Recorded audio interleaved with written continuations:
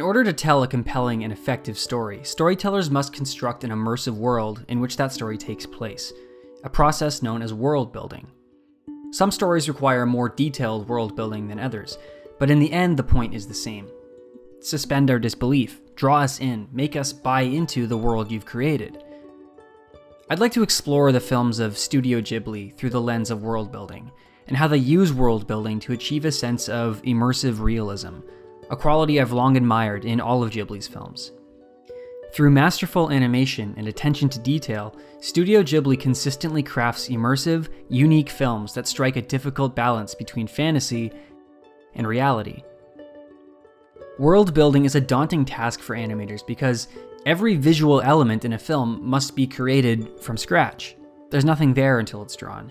This is where Ghibli excels. Their animators demonstrate a mastery of technique and a strict attention to detail with every single scene to really bring the world that was in the writer's mind, the storyteller's mind, to life.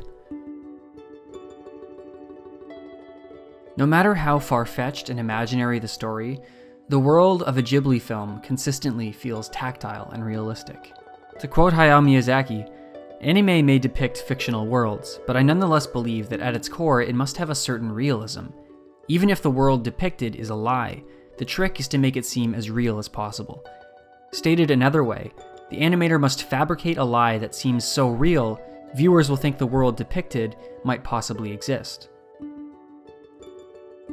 Consider Ghibli's approach to animating movement. Watch how their characters run and interact with their environment, how their clothes and their hair move, the illusion of physics. Animators must construct a sense of scale, gravity, weight, and momentum from frame to frame to emulate the semblance of a physical world where there isn't one. This is the unique challenge of animation, to create a realistic world through an inherently unrealistic medium. This trait isn't unique to Ghibli's films, but they consistently achieve a realistic, tactile, seemingly effortless sense of realism through their approach to movement. This helps ground us within the reality of the animated world, even if that world is far removed from our own. Think about that word, animate. It means to bring to life. This is acting. Miyazaki argues that animators are themselves actors. They must understand and empathize with their characters. Animators share in part of the actor's process. They must consider, what is their character's motivation in the scene?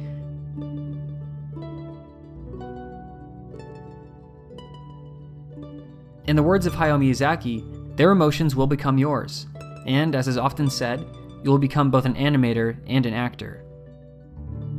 Of course, voice actors do a lot of the acting, but voice acting is disembodied until it's attached to a drawn character. A character's unspoken mannerisms and facial expressions are equally important in establishing a character as what they say. So an animator's mastery of technique must be tempered by an empathy for the character being animated. To get a better sense of this, let's look at running in animation. To convey the illusion of running, because animation is an illusion, animators use what's called a run cycle. It's an animated sequence that depicts running strides of a character. So when you loop it, it looks like the character's running. Of course, there are many different ways of running, and every character runs a little bit differently, depending on the circumstances and their reason for running. Running almost always has a clear motivation, and is an opportunity for an animator to communicate something about that character. It's a chance for the animator to act. Whenever you see a character running in a Ghibli film, the animator has considered the character's motivation for running, and imparted that motivation into the way the character moves. Quick side note here. Achieving realistic movement in animation is so notoriously difficult to accomplish that many filmmakers have used the technique of tracing live-action footage as an easier shortcut to accomplish a realistic result. It's a process known as rotoscoping. The thing is, though, it usually ends up looking kinda creepy, to be honest. It just lands right in the uncanny valley. Take Ralph Bakshi's infamous animated adaptation of Lord of the Rings, for example. But that's a topic for another video. Point is, it was never animation's task to emulate real life exactly. It's instead just to create an analog, so to speak. Some imaginary world adjacent to and reminiscent of our own, but not necessarily identical. Animators can take the rules of our world and bend or break them however they wish. That's part of the magic of animation. But to achieve a level of immersive realism, as Ghibli so often does, there must exist an underlying familiarity with the characters and the world where the story takes place. All of this comes back to how Ghibli depicts movement. In animation, movement must be used to convey a sense of relative scale and weight.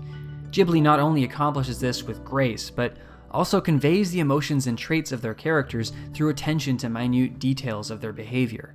There's a scene where Chihiro puts her feet into her shoe. And it would just be a very simple scene. You might just animate it and she puts her shoes on and moves, runs off. But he's observed the way a real little girl does it. She doesn't just put her feet in her shoes. She makes sure that it's snug and tight. And in this scene, you can see her kind of tap her toes into there, and then she goes running off. And it's these little just magic moments that convince you that this is not an imaginary world. This is real.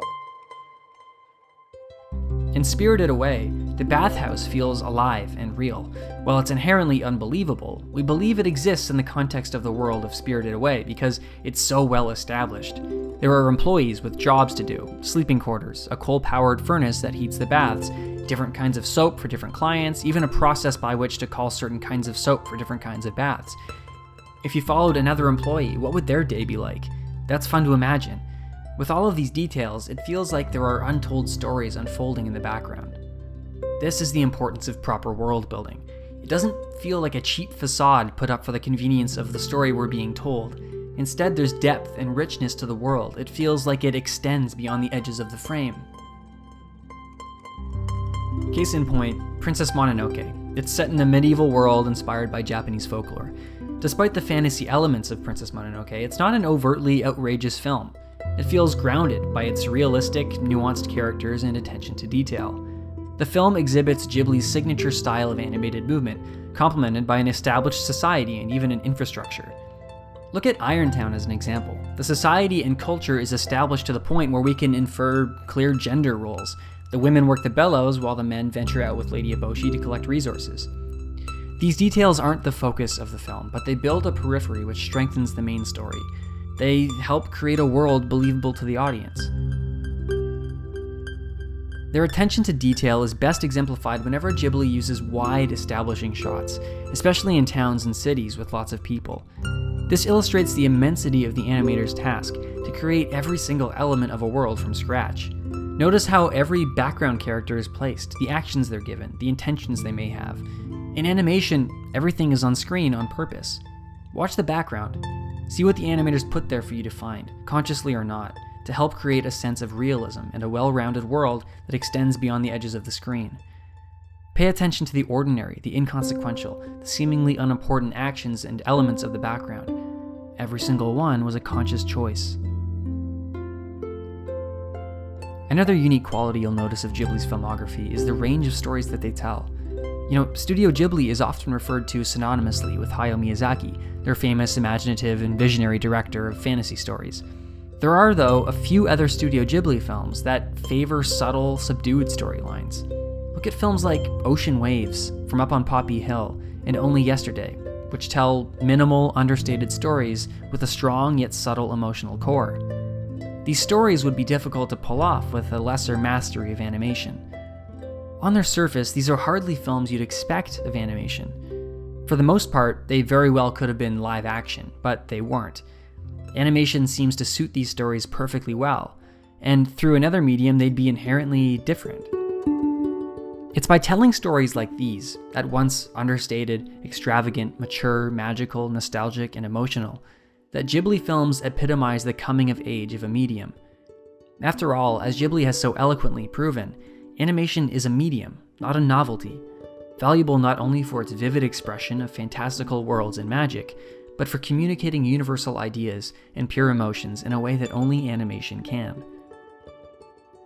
The films of Studio Ghibli circumvent our expectations of what animation can be, leaving us vulnerable to their magic.